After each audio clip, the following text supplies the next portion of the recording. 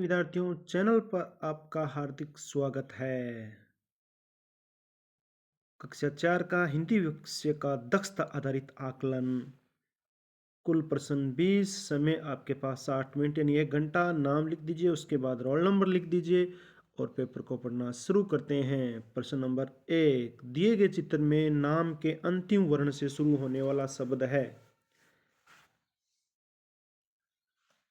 दिए गए चित्र के नाम के अंतिम वर्ण से शुरू होने वाला, तो ये चित्र क्या है? ताला। ताला। अब ताला है, इसका अंतिम वर्ण है ला। ला से कौन सा शब्द शुरू हो रहा है? लाल। तो आपका उत्तर क्या हो गया? लाल। सांप में रहता है, सांप बिल में रहता है, सांप घोंसले में रहता है, पेड़ में रहता है या गुफा में? तो वो बिल में रहता है, तो दूसरे का उत्तर है बिल। प्रश्न नंबर 3 और 4 का अध्ययन करते हैं। दिए गए वर्णों की सहायता से उचित शब्द बनेगा। है मैल का क्या बन जाएगा भाई? महल बन जाएगा। क्या बन जाएगा? महल। महल।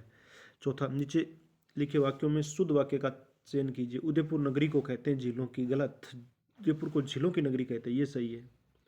उदयपुर को झीलों की नगरी कहते हैं, चौथे का ये हो गया। अब बात करते हैं पांचवें और छठे का। राधा रिक्तस्थान, इसमें कौन सा आएगा? देखो, राधा पाठ रिक्तस्थान है। वाक्य में रिक्तस्थान के लिए सही शब्द आएगा पाठ पढ़ती है। राधा पाठ पढ़ती है, ये आएगा। छठा, रिक्तस्थान के लिए उचित शब्द को चुनिए। जो विद्यालय में पढ़ाते हैं उन्हें अध्यापक कहते हैं, ये हो गया। पढ़ते हैं उनको विद्यार्थी कहते हैं। सातवां, वह दिनेश के साथ जयपुर गया। वाक्य में सर्वनाम कौन है? वह है। आठवां, रमेश तेज दौड़ता है। वाक्य में रेखा के शब्द के स्थान पर कौन सा शब्द रखने पर वाक्य शुद्ध हो जाएगा? रमेश तेज दौड़ता है, वाक्य के रेखा शब्द के स्थान पर कौन सा शब्द रखने पर वाक्य अशुद्ध हो जाएगा?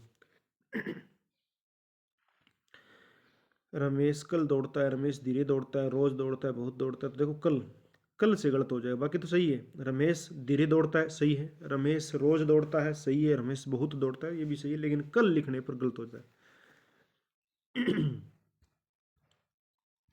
प्रश्न 9 से 11 गद्यास है।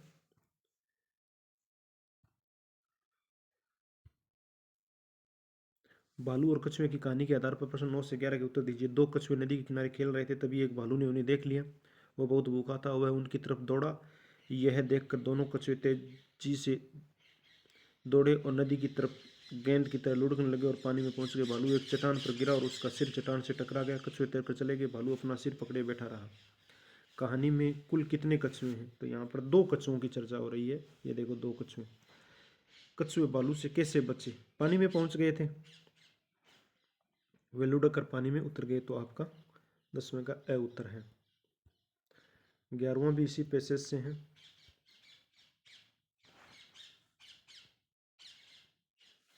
कछुए एक गेंद की तरह लुढ़कने लगे। 12वां, रिक्त स्थान पर आने वाले उचित विकल्प चुनिए। दीपा ने खाना बनाने के लिए रिक्त स्थान चावल और कुछ सब्जियां खरीदी। बहुत सी चावल, दो चावल, अनेक चावल, थोड़े से चावल। तो थोड़े से उत्तर आएगा इसमें, थोड़े से चावल। प्रश्न नंबर 13 देखिए।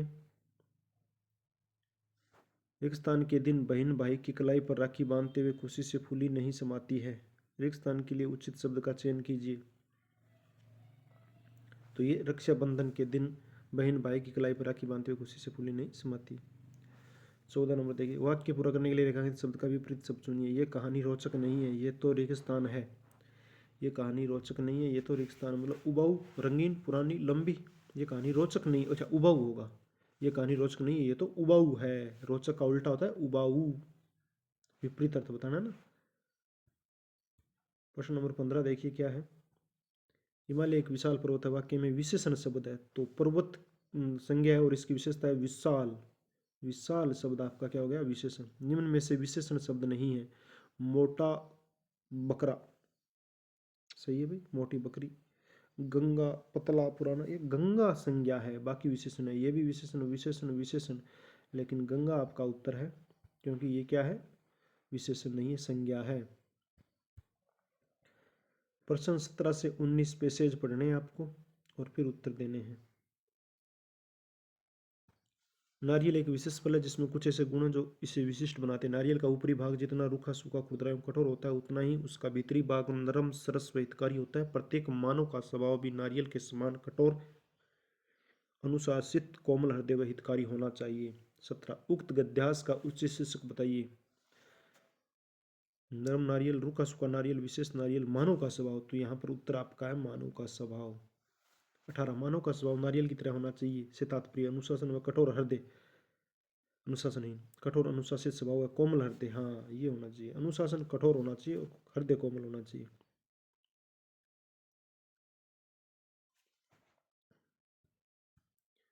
19वां प्रश्न भी यहीं से है।